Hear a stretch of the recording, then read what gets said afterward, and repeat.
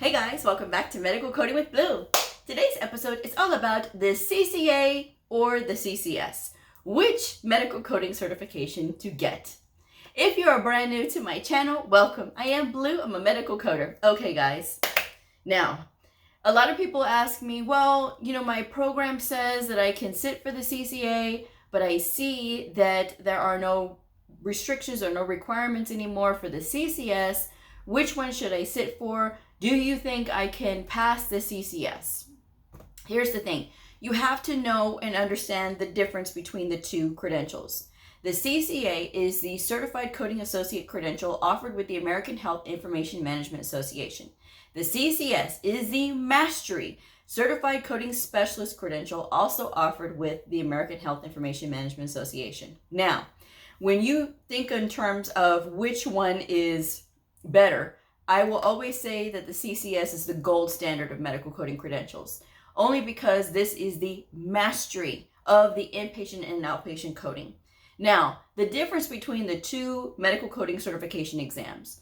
The CCA is a 2-hour exam. Now, this just says that you are entry level, that you have the competence to be able to get started in the field of medical coding. This says that you have been tested on inpatient coding and outpatient coding, and that you display the competence to be able to code for either one.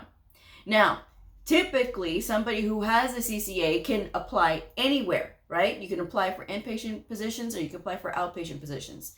The only thing about this credential is just that it says entry level in the credential description. That's it. But a lot of people, what they don't understand is this doesn't mean that this person doesn't know anything. I had the CCA for 13 years. Now, I stubbornly held on to the CCA because of the simple fact that I was getting sick and tired of hearing people complaining and saying, oh, CCA can't do anything. Oh, really? So I kept it so that I can show people, and I changed people's minds about this credential, because a lot of times they would say, well, I didn't know that CCAs knew how to do that, or I didn't know CCAs were trained in that. There's a lot of ignorance out there, but this never stopped me from applying for positions that didn't ask for a CCA. Some said that you had to have a CCS or a CPC, and I still applied anyway, and I still got the job. So that should hopefully kind of make you think that not all these job descriptions are going to ask specifically for these credentials and actually know, and they're not going to know until you put yourself in that position to show them what you know. So if you are taking a medical coding program and it says that you can take the CCA, if you feel comfortable enough to have the competence to know how to code the inpatient side and the outpatient side, meaning that you are proficient in working with the ICD-10 PCS manual, right? And you are proficient in working in the CPT manual, then yes, by all means, taking the CCA is a great way to start anyway. And I don't care what anybody says, because I had it, I got 4 jobs with it, and each one of them was progressively paying me more than the last. I have made more than other credential holders with my CCA. So it won't impact your money, and it won't impact all these things like people try to scare people. So it's a matter of making up your mind, getting the credential if you want that credential, if you want to start there, because the CCA is a 2-hour exam. Some people will have it for 2 years and then sit for their CCS exam, and then they'll pass it. Now, sometimes people will go ahead and take the CCS right away after they get done with school. Some will pass, a lot of them will not, because the CCS is considered the mastery. So it is a very advanced exam. That is what you have to understand when it comes to if you should take the CCS or not. I'm not trying to scare you, but what I am saying is this. When you take that CCS exam, this says that you have mastered inpatient and outpatient, that you have more knowledge than a beginner knowledge like the CCA, right? CCA says you're competent, you can do this. And the CCS says that you have mastered it. So those questions are going to be very complex. Both exams, I've taken both exams. And they were both very advanced exams, like complex exams. There was 35 people in my class. I was the only one to pass the CCA on the first try. So that's something that says something about that credential. And until people start Stop listening to all these people who don't know, because a lot of times people will talk like they know and they don't know. I've been there, done that, got a t-shirt, okay? So I know that a CCA can be just as successful as a CCS because I've done it. Again, I have been there, and I wouldn't say this if it wasn't true, right?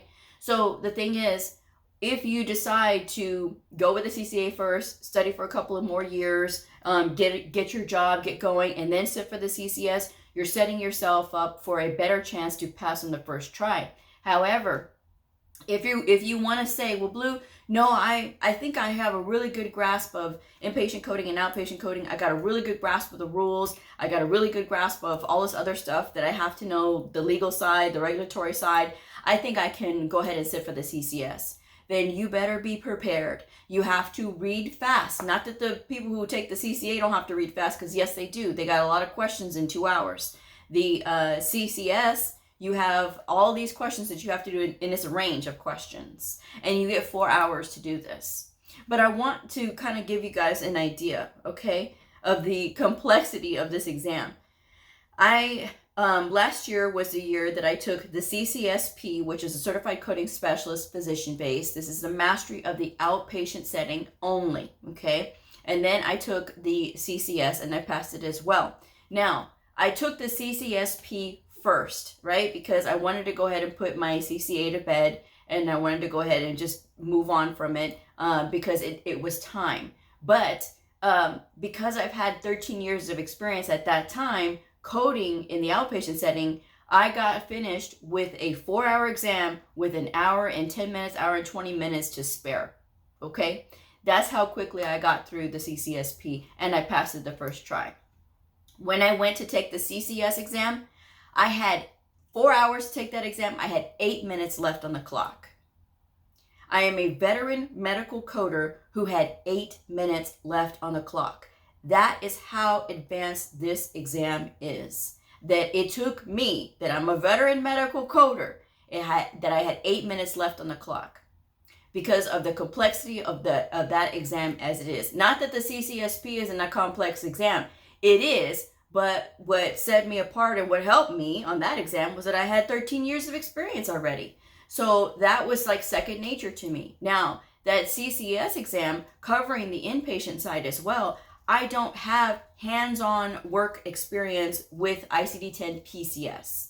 I do with the CPT, obviously, but the PCS portion I had to learn on my own.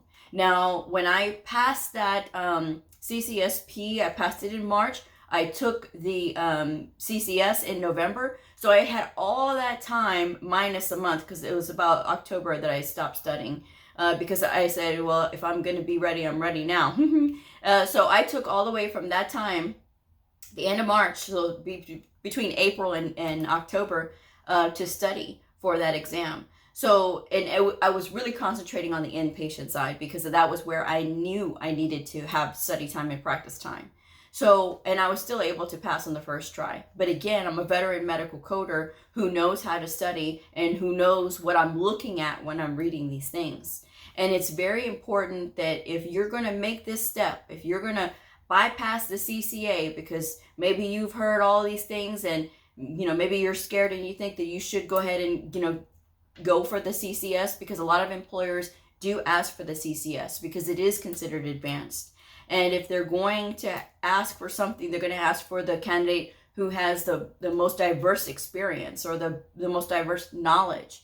Okay, and so having the CCS, you're going to have diverse knowledge. You have inpatient and outpatient. And so, again, that's the mastery, you know, so that's the thing. But if you're going to do it, I'm telling you now, you need to be prepared. Now, I will never say do one over the other. I mean, it's entirely up to you. I don't know your program. I don't know your study ethic, right? How your I know there's work ethic and study ethic, okay? But I don't know you, right? And I know for myself, that I was ready at the time that I was ready to take it. And I had no desire sooner than this to take the CCS exam because I said, I'm happy on the outpatient side. Why do I need to have this? Now I've got other things going on that it is important that I do have this. So that is why I went ahead and sprung for it, and I did it.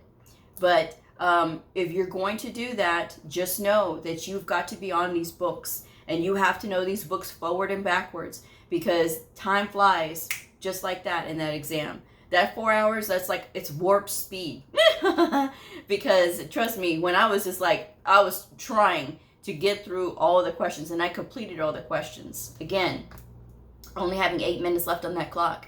That was a scary feeling, because it was a lot of my own ego too. Like, I'm a veteran coder, I should be able to finish this exam, and I did, and I passed with a couple of touchdowns. So, you know, that was me studying, and that's how I thought about this exam. So if you're thinking that you can bypass that CCA and you think you're ready for the big show, then by all means, you better make sure that you're really prepared. And you cannot depend on that CCS exam prep book from AHIMA. If you are, I will tell you, you're setting yourself up, because that prep book is just meant to prepare you.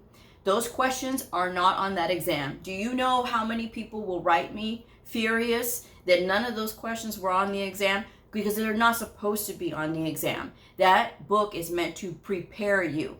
So I have said so many times all the books that I use to study, and I'll leave the links in the description box below, so that way you can check them out if you want to. But I do not recommend the AHIMA prep book, and that's just me on my own personal opinion. People have different opinions on what to study with, but I'm telling you what I used to study and how I studied. And so that is what I have for you there. Now, if you have gone through a program and you're debating whether to take the CCA or the CCS, and you say, well, you know, I'm not really strong on the inpatient coding, you know, maybe I should just take the CPC. Do you know that AHIMA offers the CCSP, which is the Mastery of the Outpatient Setting, and it is only testing on the outpatient setting coding, okay? So it has nothing to do with inpatient, it has nothing to do with PCS. So that is something that you can consider as an alternative if you are trying to think, well, you know, which one should I take? I want to set myself up for success. Again, if you know and you feel stronger on the outpatient side, then go for the CCSP. You know, that's still a widely asked for credential as well. You can look in the job listings and see that. And sometimes you'll see that asked for more than the CCA. So that is something that you might want to consider if you're on the fence and you don't know which way to go as far as like whether you should take one or the other. You know, the CCSP is still a great credential anyway. And again, it's only testing you on the outpatient setting. There are people who tell me, well, the ICD-10 PCS is much more easier. I'm like, that to me, I don't know, maybe all these years being in the outpatient setting, you know, when I think of a removal, I think of removal as a removal as removal. In ICD-10 PCS, it means something completely different. So that's something that, you know, I mean, if that's you, then you're very lucky. But those people who tell me that it's PCS is easier, usually they struggle with CPT. So that's where the trade-off is. And I've always been good with CPT, and, you know, so I don't know. But guys, you really got to consider these things. It's that CCS is an advanced exam. I will say that it is advanced, and when you take it, it will humble you. It will, and it will make you think. It will make you sweat. It'll make your heart race. I mean, that test is difficult. It is a very difficult exam. Okay, you just ask anybody. It is a very difficult exam, but if you can get through it, if you can study and buckle down and do all like you're supposed to, you know, then you're setting yourself up for success.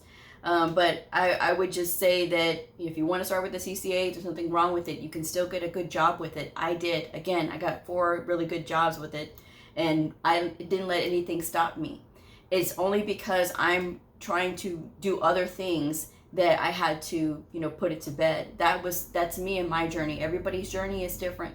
But if you start off with the CCA, that's still a great thing, okay? Because this says you have the competence to code inpatient and outpatient. You can apply for inpatient jobs, or you can apply for outpatient jobs. So you have more places that you can apply. That's another good thing, right? So, but yes, check the AHIMA website. Don't listen to these people in these Facebook medical coding groups, guys. Do your own thing when it comes to this, all right? If you are looking to prepare yourself, go through these books like I tell y'all to. Go and practice and practice and practice, so that way you know. Make sure you work on your reading speed. Make sure that you read your coding guidelines. And that applies for whether you're sitting for the CCA, the CCS, or the CCSP. You know, that's what you're going to need to know anyway.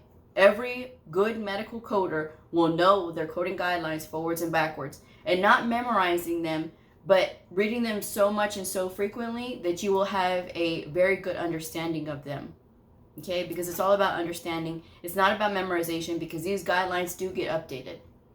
So just another something you guys gotta know. All right, guys. So best of luck to you out there if you decide to take the CCA. Best of luck to you if you decide to take the CCS, or if you decide to take the CCSP ultimately. It's up to you. Check the AHIMA website. They do say for the CCS that it is recommended. I don't know how many times I gotta tell this to people, because they say, oh no, Blue, it says that you have to. No, it says that it is recommended. It says, while not required, it is recommended that you have like 2 years of work experience. People will tell me, oh no, it says that I have to have 2 years of work experience. Recommended does not mean required. And it even says, while not required. Okay, required means you have to have it. And it's recommended because they want you to have had the time in the experience before sitting for something like that. It's not necessary. They used to have a requirement like that you either had to work a couple of years or you had to go through an AHIMA approved program in order to sit for that CCS.